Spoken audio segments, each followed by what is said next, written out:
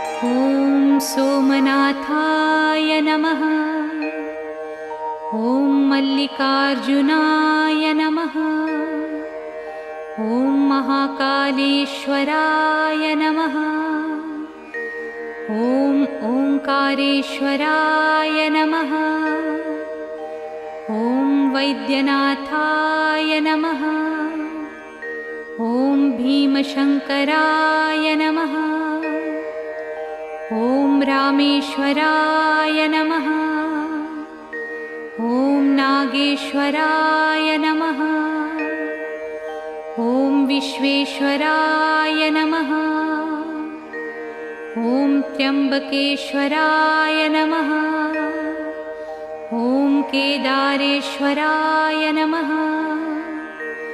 ॐ भुस्मेश्वराय नमः।